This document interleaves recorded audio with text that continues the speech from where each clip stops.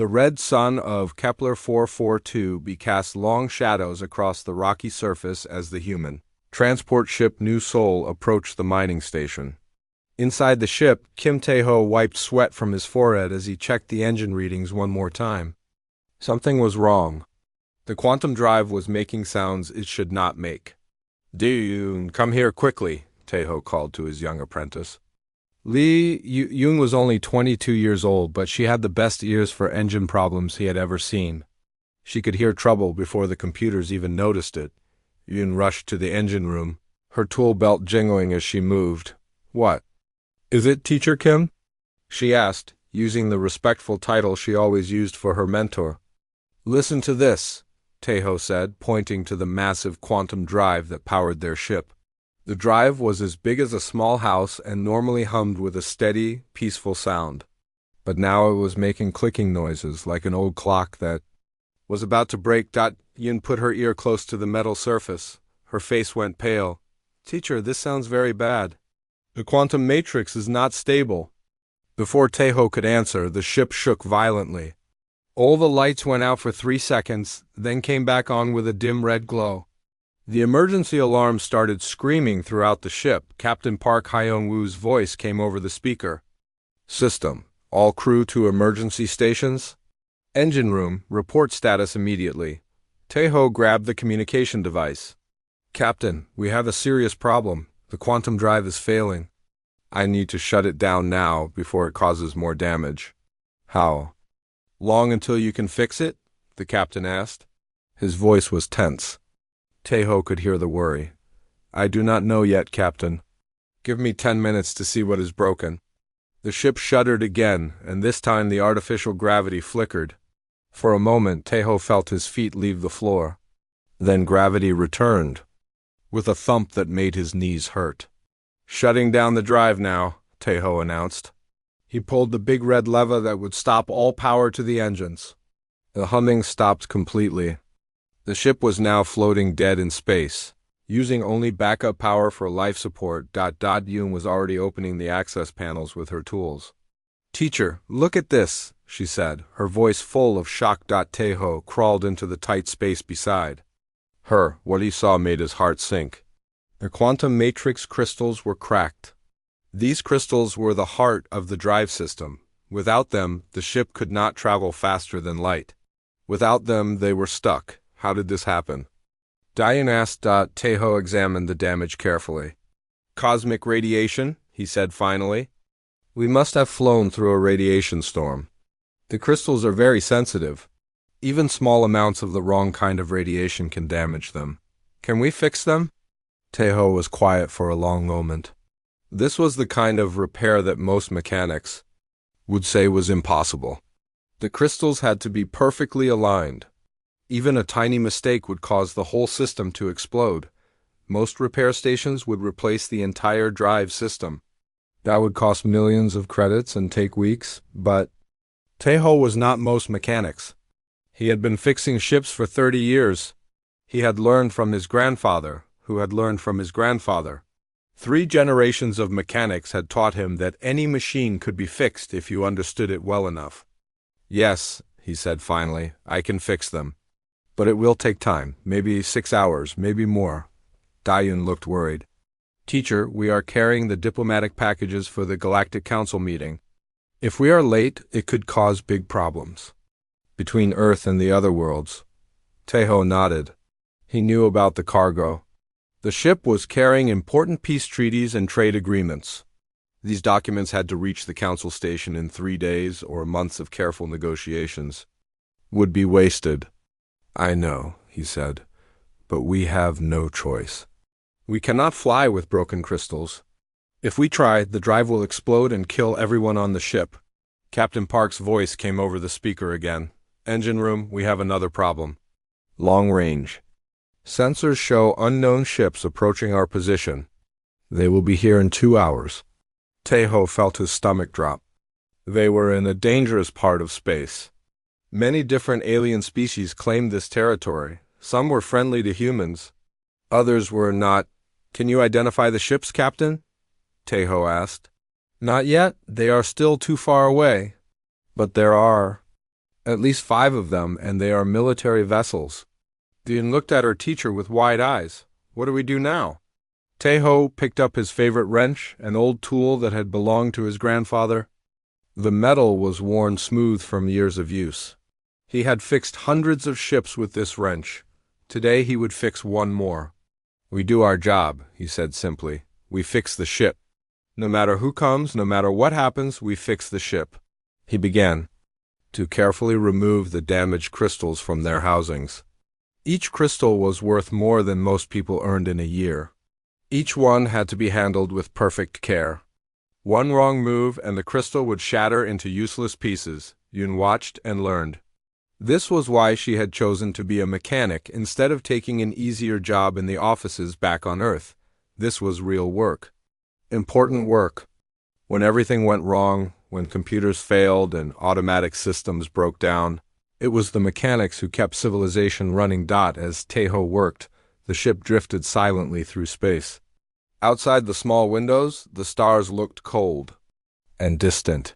Inside the engine room, 2 humans began the slow, careful work of bringing their ship back to life. Neither of them knew that their next 6 hours would change everything. Neither of them knew that 5 alien warships were racing toward them, and neither of them knew that an ancient dragon was watching from the surface of the nearby planet, waiting to see what would happen when pride met humility among the stars. The first crystal came free in Taeho's steady hands. 5 more to go. 2 hours later, Taeho was deep inside the quantum drive housing when the ship shook from powerful engine vibrations nearby. The approaching ships had arrived. Through the engine room's small window, he could see 5 massive warships surrounding.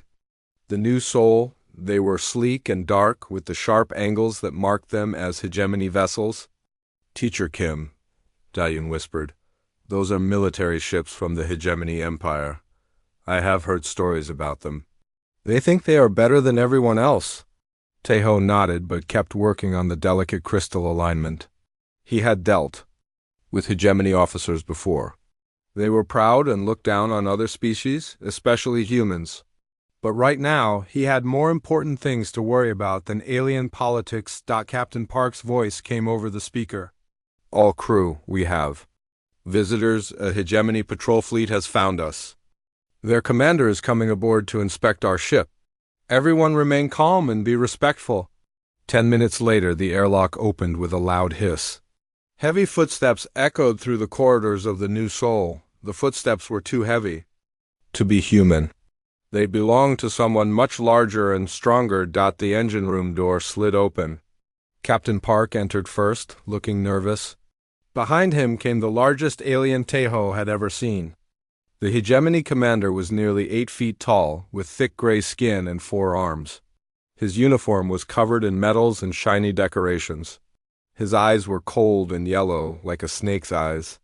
This is Commander Vexstar of the Hegemony 3rd Fleet, Captain Park announced. He is here to inspect our ship and offer assistance. Commander Vexstar looked around the engine room with disgust. His nose wrinkled as if he smelled something bad. So this is human engineering, he said in a deep, rumbling voice. Primitive, messy, no wonder your ship is broken. Taeho looked up from his work. Commander, we appreciate your concern, but we have the situation under control. Vexstar laughed. It was not a nice laugh. Under control? You have been floating dead in space for hours. Your ship is falling apart. You call this control? The quantum drive suffered radiation damage, Taeho explained patiently. I am repairing the matrix crystals. It takes time to do properly. Matrix crystals? Vexstar stepped closer, his forearms crossed. You are trying to repair quantum crystals by hand? This is madness. Any civilized species would simply replace the entire drive system. Dune spoke up from where she was holding a diagnostic scanner. Sir, replacing the drive would take weeks. We do not have weeks. Vexstar looked at her like she was an insect. Silence, child. Adults are speaking. He turned back to Taeho.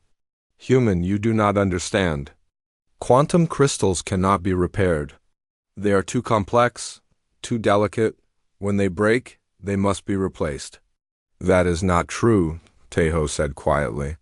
Any crystal can be repaired if you understand how it works. Vexstar's yellow eyes flashed.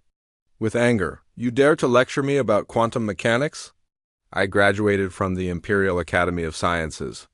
I have 3 degrees in advanced physics. What do you have, dirty hands and primitive tools? Teho held up his grandfather's wrench. I have this. And 30 years of experience fixing things that other people said could not be fixed. The commander laughed again, louder this time. Experience? You mean guessing? You mean hoping? You mean playing with forces you do not understand? He gestured at his own uniform. Look at these medals. Each one represents a different world I have conquered for the hegemony. I have seen 100 different species try to repair quantum drives with primitive methods. They all failed. Many of them died when their ships exploded. Captain Park tried to keep the peace. Commander, perhaps we could discuss alternative solutions. There is only one solution, Vexstar interrupted. Abandon this broken ship. My vessels have space for your crew. We will take you to the nearest hegemony station. From there, you can arrange proper transport. What about our cargo? Captain Park asked. Vexstar shrugged with all 4 shoulders. Cargo can be replaced. Your diplomatic papers are not important enough to risk lives over. Teho felt anger rising in his chest. The commander was talking about months of careful negotiations between Earth and other worlds. Peace treaties that could prevent wars. Trade agreements that could feed millions of people. To Vexstar, these were just papers. Commander, those documents are very important to my people, Teho said carefully. Your people? Vexstar stepped closer, towering over the human mechanic. Your people are newcomers to the galaxy. Children playing with technology they found in ancient ruins. You have been traveling between stars for less than 200 years. The hegemony has ruled space for over 10,000 years? Dayun looked shocked. 10,000 years? But humans have been nothing, Vexstar snarled. You are a young species, weak, stupid. You build your ships from scraps and fix them with hammers. You know nothing about real engineering. He pointed at the quantum drive. This machine is based on technology the hegemony perfected 5,000 years ago. We have moved far beyond such primitive designs. Our ships repair themselves. Our computers handle all maintenance. We do not need dirty mechanics crawling around in engine rooms. Teho looked at the crystal in his hands. It was half repaired, the fractures slowly healing under his careful touch. If your technology is so advanced, why do you still use quantum drives? He asked. Vexstar's face darkened. We use them because they work, but we use them properly? With automated systems? With computer-controlled repair protocols? Not with bare hands and ancient tools. Yet here I am, fixing one by hand, Teho said simply, the commander's 4 fists clenched. You are not fixing anything. You are making the damage worse. Every second you touch those crystals, you increase the chance of a catastrophic failure. Other crew members had gathered outside the engine room, listening to the argument. Humans and aliens worked together on the new Sol, but now they could see the tension between the species. Some of the alien crew members looked embarrassed by Vexstar's behavior. Others nodded in agreement with him. Commander, Captain Park said diplomatically, perhaps we could compromise. Let our mechanic work for a few more hours. If he cannot fix the drive, we will accept your offer of transport. Vexstar considered this. Very well, but when this human fails, as he certainly will, you will remember that I offered you a proper solution. He looked directly at Tahoe. When your ship explodes, mechanic, remember that you chose pride over wisdom. He turned and walked toward the door, his heavy steps echoing. At the doorway, he paused and looked back. I will be watching from my command ship. When you are ready to admit defeat, signal us. We will rescue you from the disaster you are creating. After he left, the engine room was very quiet. Dayun looked at her teacher with worried eyes. Teacher Kim, what if he is right? What if we cannot fix the crystals? Teho looked at the crystal in his hands. The fractures were almost healed. Soon it would be ready to reinstall. Dune, my grandfather once told me something important. He said that any machine can be fixed by someone who cares enough to understand it. Commander Vexstar does not care about this ship. He only cares about being right. But what if the crystal explodes when we test it? Tejo smiled for the first time in hours. Then we will find another way to fix it. That is what mechanics do. We never give up. Outside, the 5 hegemony warships waited like vultures, ready to prove that human engineering was inferior.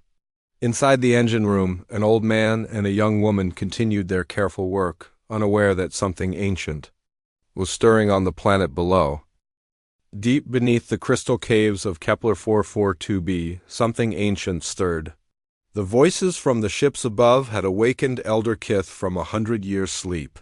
The great dragon had been dreaming of old times when the first ships came to this world, and the miners began their work. Now, new voices called from the sky, and these voices carried anger and pride. Elder Kith was older than the mountains around his cave. He had watched civilizations rise and fall across the galaxy. He had seen species grow wise with age and others destroy themselves with arrogance. His scales were the color of starlight, and his eyes held the wisdom of millennia. The dragon's massive head lifted from the crystal bed where he rested. His telepathic mind reached out toward the ships floating in space above his world. What he sensed made him curious. 2 different kinds of minds were arguing. One was loud and proud, filled with certainty. The other was quiet and focused, filled with determination. Elder Kith had learned long ago that the loudest voice was rarely the wisest voice. In the engine room of the new soul, Tejo continued his delicate work. He had successfully repaired 3 of the 6 quantum crystals. Each crystal took nearly an hour to fix properly. The fractures had to be sealed at the molecular level. One mistake would destroy the crystal forever. Yun watched her teacher work with growing amazement. She had studied quantum mechanics in school, but she had never seen anyone repair the crystals by hand. Most textbooks said it was impossible. Yet here was Tejo doing the impossible with steady hands and an old wrench. "Teacher, how do you know where to apply pressure?" she asked quietly. Tejo paused in his work. "Feel the crystal, Yun. Put your hand on it. Tell me what you sense." Dayun placed her palm against the damaged crystal. At first she felt nothing. Then, slowly, she began to notice something. A slight vibration, a rhythm like a heartbeat. "It feels alive," she whispered. "Exactly," Tejo smiled. "Quantum crystals are not just machines. They are grown, not built. They have patterns like living things. If you understand the pattern, you can help it heal itself." On the planet below, Elder Kith listened to these words with interest. The young human was learning something important. She was learning to feel the life in apparently lifeless things. This was wisdom that few species ever discovered. Meanwhile, on the bridge of the Hegemony command ship, Commander Vexstar watched the human ship through his viewscreen. His officers stood around him, waiting for orders. "Commander," said his second-in-command, a thin alien with green skin, "the humans have been working for 4 hours now. Should we contact them?" Vexstar waved a dismissive hand. "Let them continue their foolish work. When their ship explodes, it will prove once and for all that human engineering is worthless. Then the Galactic Council will see that only the Hegemony has the technology to safely travel between stars." Another officer, this one with blue skin and 6 eyes, looked worried. "But Commander, if their ship explodes, the humans will die. And they are carrying important diplomatic documents." "Then they should have accepted my offer to abandon their ship," Vexstar replied coldly. "I gave them a chance to be rescued. If they choose pride over survival, that is their mistake." The green-skinned officer frowned. "Sir, the human mechanic seems very skilled. Perhaps he actually can repair the quantum drive." Vexstar's 4 eyes blazed with anger. "Impossible. Humans have only been in space for 2 centuries. The Hegemony has been perfecting quantum technology for 10,000 years. A primitive human cannot succeed where our greatest scientists would need weeks of work." Deep in his crystal cave, Elder Kith heard these thoughts. The dragon's telepathic abilities allowed him to sense the emotions and surface thoughts of nearby beings. What he sensed from the hegemony commander disturbed him greatly. Vexstar was not just proud, he was afraid. Afraid that the humans might succeed. Afraid that his beliefs about species superiority might be wrong. This fear was making him cruel and dangerous. Elder Kith had seen this pattern before. Long ago, another species had ruled this part of the galaxy. They had called themselves the Eternal Empire. They had believed that their technology made them superior to all other life forms. They had destroyed any species that challenged their beliefs. The Eternal Empire was now dust, scattered across dead worlds. Their great ships were rusted hulks floating in forgotten star systems. Their superior technology had not saved them from their own arrogance. Back in the engine room, Tejo finished repairing the fourth crystal, only 2 more to go. But these last 2 had the worst damage. The fractures were deeper and more complex. They would be the hardest to fix. "Yun, bring me the molecular scanner," he said. "I need to see the internal structure of these crystals." Dalian handed him the device. The scanner showed that the last 2 crystals were badly damaged. The quantum matrix inside them had collapsed in several places. Most engineers would say they were beyond repair. "Teacher," Dalian said hesitantly, "maybe Commander Vexstar is right. Maybe we should give up and accept his help." Tejo looked at his young apprentice. Her face showed fear and doubt. The hegemony commander's words had shaken her confidence. "Yun, let me tell you about my grandfather," Tejo said as he began. "Work on the 5th crystal. He lived during the early days of human space travel. Back then, our ships were much more primitive than they are now. They broke down constantly. Many people died because their ships failed in deep space." "What does that have to do with now?" Dalian asked. "My grandfather was working on a colony ship that lost power near a black hole. The automatic systems failed. The computer said the ship could not be saved. But my grandfather did not give up. He worked for 3 days straight, using nothing but basic tools and his understanding of how machines work. He saved 8,000 people." Yun's eyes widened. 8,000 people? "Yes, and do you know what he told me when I was your age? He said that machines are not our masters. We are not slaves to technology. A good mechanic does not just follow instructions from computers. A good mechanic listens to the machine itself." On the planet below, Elder Kith nodded his massive head in approval.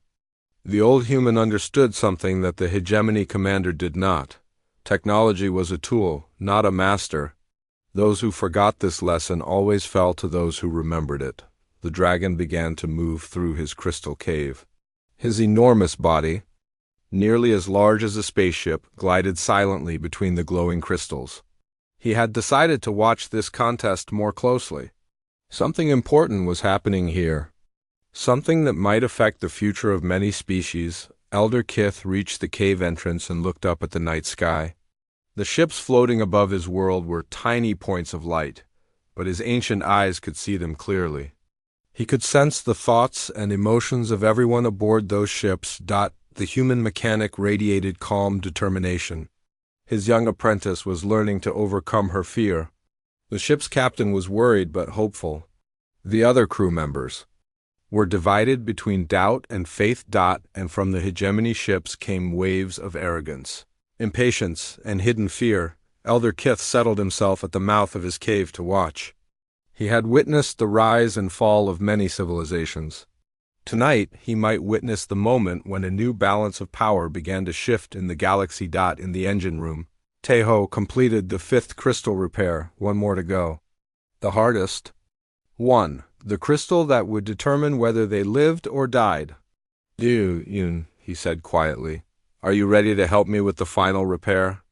The young woman looked at the damaged crystal, then at her teacher's steady hands. "Yes, Teacher Kim, I am ready." Neither of them knew that an ancient dragon was watching from below, waiting to see if wisdom would triumph over arrogance among the stars. Tejo held the 6th and final crystal in his hands. This one was the most damaged of all. The quantum matrix had 3 major fractures running through its core. In some places, the crystal structure had completely collapsed. Any normal engineer would have declared it unrepairable. This is the test, he whispered to Diyun. If I can fix this one, the drive will work. If I cannot, we are trapped here forever. Diyun watched as her teacher examined every millimeter of the crystal. The fractures glowed with unstable energy. One wrong touch could cause the crystal to explode, destroying the entire engine room. Teacher, let me help you, she said. 2 pairs of hands working together might be safer than one, Taeho smiled. You are learning well, Diyun. Yes, we will do this together. Just as they began their delicate work, every screen in the engine room suddenly flashed red. Emergency alarms started screaming throughout the ship. Captain Park's voice came over the speaker, filled with panic. All crew, emergency stations. The Hegemony flagship is experiencing a catastrophic system failure. Their main engines are dead. Repeat, the Hegemony flagship is disabled. Through the small window, Taeho and Diyun could see the massive Hegemony command ship. It's running. Lights were flickering on and off. Sparks were flying from several sections of its hull. The ship was spinning slowly, completely out of control. What happened to them? Diyun asked Dot before Taeho could answer. Commander Vextar's voice came. Through the communication system. For the first time, the proud alien sounded afraid. New Soul, this is Commander Vextar. We have experienced a cascade failure in our primary systems. Our automated repair systems cannot identify the problem. We request immediate assistance, Captain Park responded carefully. Commander, what kind of assistance do you need? There was a long pause. When Vextar spoke again, his voice was quiet and embarrassed. We need a mechanic. Someone who can diagnose and repair systems manually. Our computers are failing us. Taeho set down the damaged crystal and picked up the communication device. Commander, this is Taeho. What are your symptoms? The quantum drive matrix is unstable, Vextar admitted reluctantly. The automatic systems keep trying to repair it, but every attempt makes the problem worse. The ship's computer says the damage is impossible to fix. Diyun looked at her teacher with amazement. The same problem we have, but worse. Much worse, Taeho agreed. Commander, I can help you. But I will need to bring my tools and work on your ship directly. Another long pause. You would come here? After I insulted you and your methods? Commander, when a ship is in danger, past words do not matter. Only present actions matter. Vextar's voice was barely a whisper. Our shuttle bay is open. Please hurry. We estimate 30 minutes before our core systems completely fail. Captain. Park joined Taeho in the engine room. Are you sure about this? If their ship explodes while you are aboard, then I will die trying to save lives, Taeho said simply. But I do not think it will explode. I think I can fix it. What about our own ship? The 6th crystal is still broken. Taeho looked at Diyun. My apprentice will complete the repair here. She has learned enough to handle it. Ian's eyes went wide with fear. Teacher, I cannot do this alone. What if I make a mistake? You will not make a mistake, Taeho said with confidence. Trust yourself. Trust what you have learned. Feel the crystal's rhythm, just as I taught you. He gathered his tools, including his grandfather's wrench, and headed for the shuttle bay. As he walked through the corridors, crew members watched him with respect and worry. He was risking his life to help the people who had mocked him just hours before. The shuttle ride to the Hegemony flagship took only 5 minutes. But those 5 minutes felt like hours to Taeho. Through the shuttle's window, he could see the massive alien ship up close. It was 3 times larger than the New Soul, with armor plating and weapon systems that could destroy planets. Yet all that power meant nothing when the engines failed. The Hegemony shuttle bay was enormous. Hundreds of smaller ships could fit inside it, but now it was filled with smoke and emergency crews running in panic. Alien engineers with multiple arms and advanced scanning devices stood around helplessly, unable to understand what had gone wrong. Commander Vextar met Taeho at the shuttle door. The proud alien's shoulders were slumped in defeat. His forearms hung at his sides like broken tools. Human, he said quietly, I owe you an apology. I was wrong about your abilities. Apologies can wait, Taeho replied. Show me your engine. Room. The Hegemony engine room was a marvel of advanced technology. Everything was automated. Robotic arms moved constantly, checking systems and running diagnostics. Holographic displays showed thousands of data streams in real time. But despite all this technology, the quantum drive was dying. Taeho examined the alien drive system. It was much more complex than human designs, but the basic principles were the same. The quantum crystals were similar to the ones he had been repairing all day. Your problem is not the crystals themselves, he announced after a few minutes. Your problem is the repair system. The automated tools are trying to fix the crystals too quickly. They are causing more damage with each attempt. A Hegemony engineer with 6 arms and purple skin looked shocked. Impossible. Our repair systems are perfect. They have been tested for thousands of years. Perfect for normal repairs, Taeho agreed, but not perfect for this kind of damage. Sometimes the slow way is the only way that works. He turned to Vexstar. Commander, I need you to shut down all automated repair systems. Completely, no computer assistance at all. But without the computers, how will you know what to do? Taeho held up his grandfather's wrench. The same way my grandfather knew. The same way mechanics have always known. I will listen to the machine. Deep on the planet below, Elder Kith watched these events with growing interest. The dragon's telepathic senses could feel the change in the Hegemony commander's mind. The arrogance was cracking. Fear and humility were beginning to take its place. This was exactly the kind of moment the ancient dragon had been waiting for. A moment when pride met reality. A moment when one species had to choose between their beliefs and their survival. Back on the new soul, Dayan held the 6th crystal with trembling hands. She could feel its broken rhythm just as her teacher had taught her. The fractures were deep, but she could sense the pattern underneath. The crystal wanted to heal, it just needed someone to help it remember how. I can do this, she whispered to herself. Teacher Kim believes in me, I can do this. She began the delicate work of sealing the fractures. Each touch had to be perfect. Each adjustment had to be exactly right. The crystal's energy flowed through her fingers like music, and slowly she began to understand the song it was trying to sing. On both ships, human mechanics worked with quiet determination. One old man helping his former enemies. One young woman, proving that wisdom could be passed from teacher to student. Both of them showing that sometimes the oldest methods were still the best methods. Elder Kith spread his massive wings and prepared to leave his cave. The time for watching was almost over. Soon it would be time to act. Taeho worked steadily in the Hegemony engine room, his hands moving with practiced precision over the alien quantum crystals. The automated repair arms hung motionless around him, shut down on his orders. For the first time in thousands of years, this advanced ship depended entirely on manual labor. This is impossible, muttered the purple-skinned engineer. No one can repair quantum matrices without computer assistance. The calculations are too complex.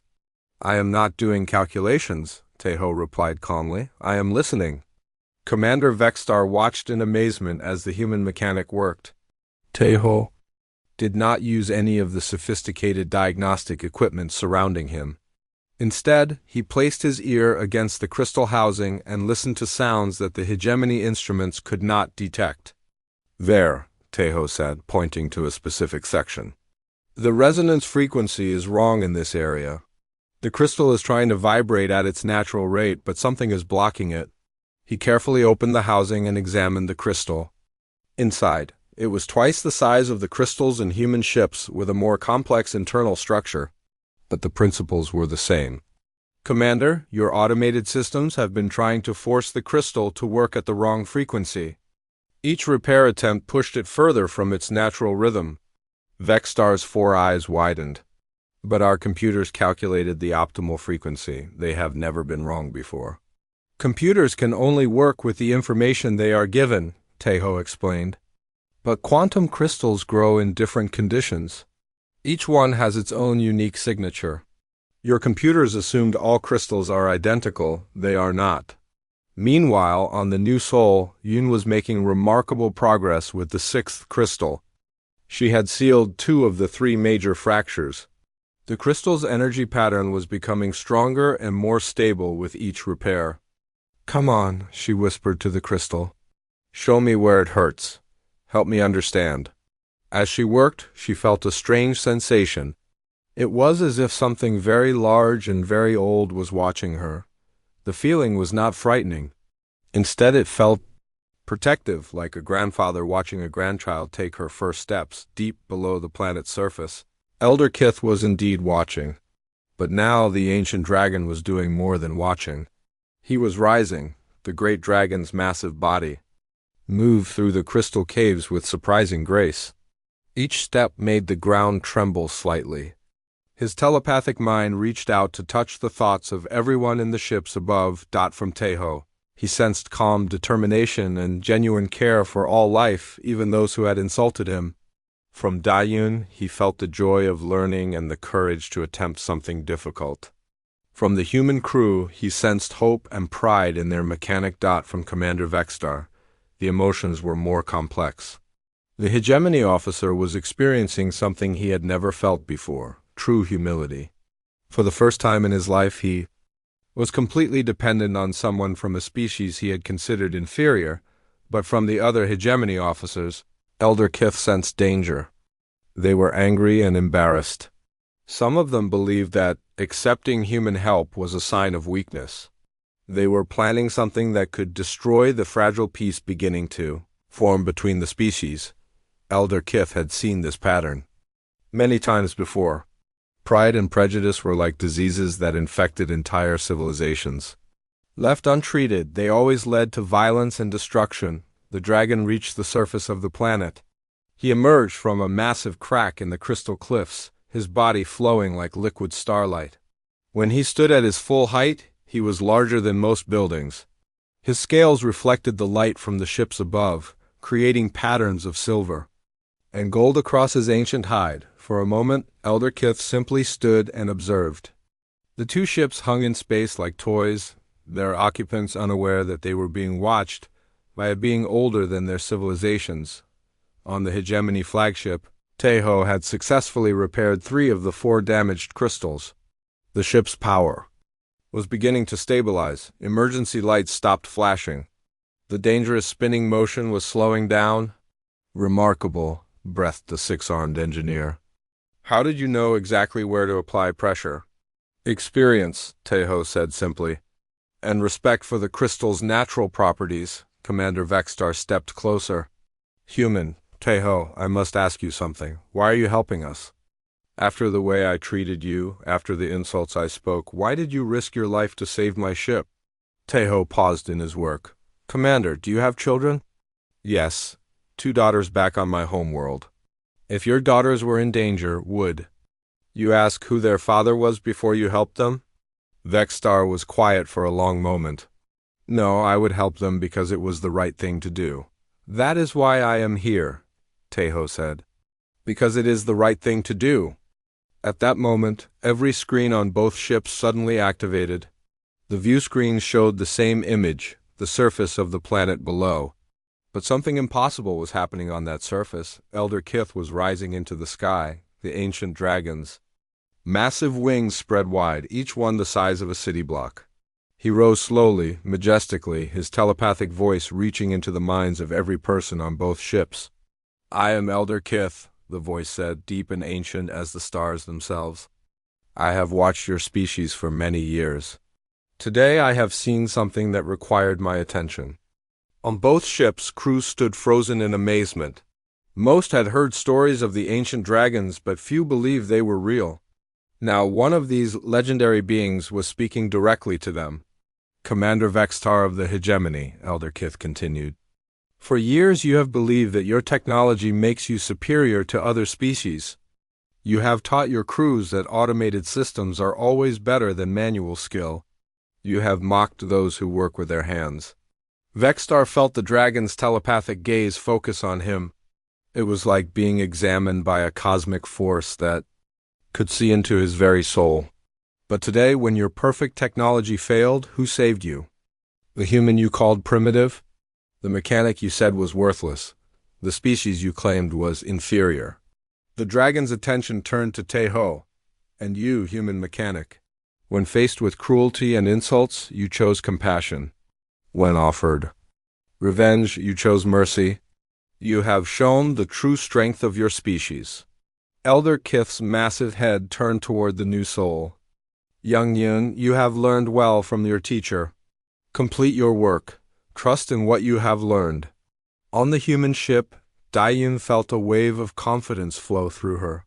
The final fracture in the sixth crystal was the most difficult. But suddenly she knew exactly what to do. Her hands moved with newfound certainty. I have watched many civilizations rise and fall, Elder Kith continued, his voice reaching every mind. Those that survive learn to value wisdom over pride, cooperation over domination. Those that fail choose arrogance over humility. The dragon's eyes began to glow with an inner light. Today I offer both your species a choice. You can continue on the path of division and mistrust, or you can learn from what has happened here.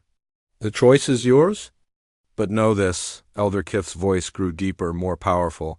I am the guardian of this world and this sector of space. I have the power to help those who choose wisdom and to judge those who choose folly. As if to demonstrate his power, the dragon gestured with one massive claw. Suddenly, both ships were surrounded by a gentle field of energy. The hegemony flagship stopped spinning completely. The new soul's damaged hull plates began to repair themselves. This is my gift to both your crews, Elder Kith said. Use this. Time to think carefully about what you have learned today. On the hegemony ship, Taeho completed the final crystal repair. The quantum drive hummed to life with perfect harmony. On the new soul, Dayun successfully sealed the last fracture. Both ships were now fully operational, but everyone knew that the real test was just beginning. The ancient dragon had given them a choice. The future of relations between humans and the hegemony would depend on what they chose to do next. The silence that followed Elder Kith's words lasted for several minutes. On both ships, crews stared at the magnificent dragon floating in space before them. His scales shimmered with starlight, and his ancient eyes held the wisdom of ages. Commander Vexstar was the first to speak. His voice came through the communication system, broadcast to both ships and heard by everyone.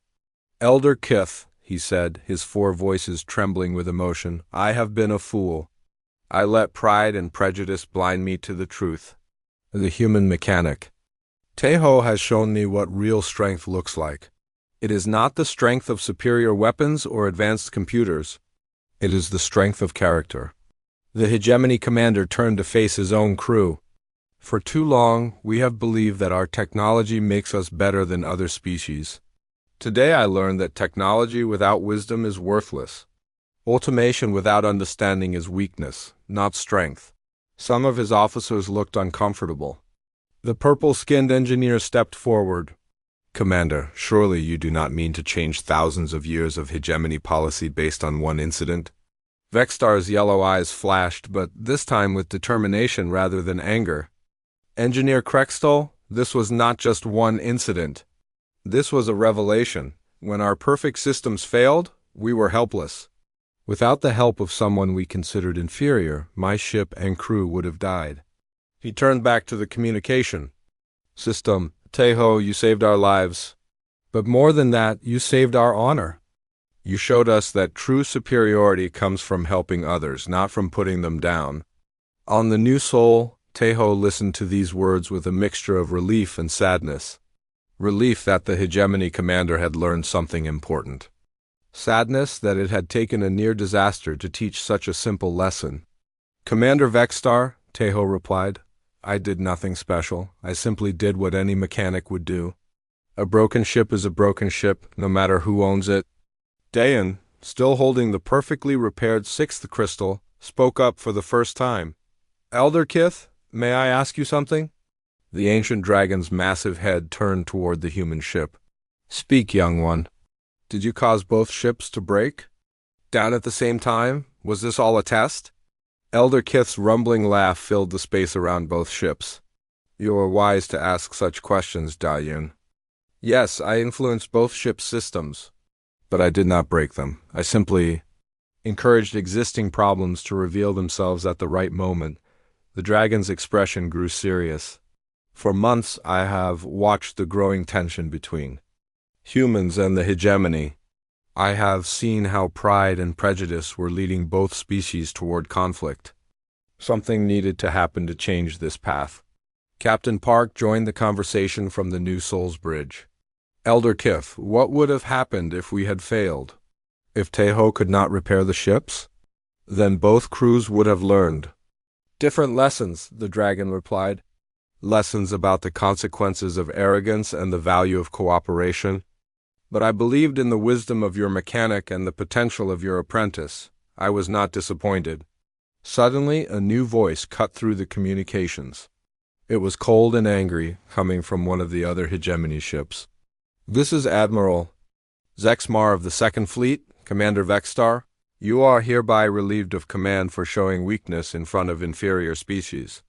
Prepare to be arrested for violation of hegemony principles. The largest of the hegemony warships began moving toward Vexstar's flagship. Its weapon systems powered up, targeting both the flagship and the New Soul.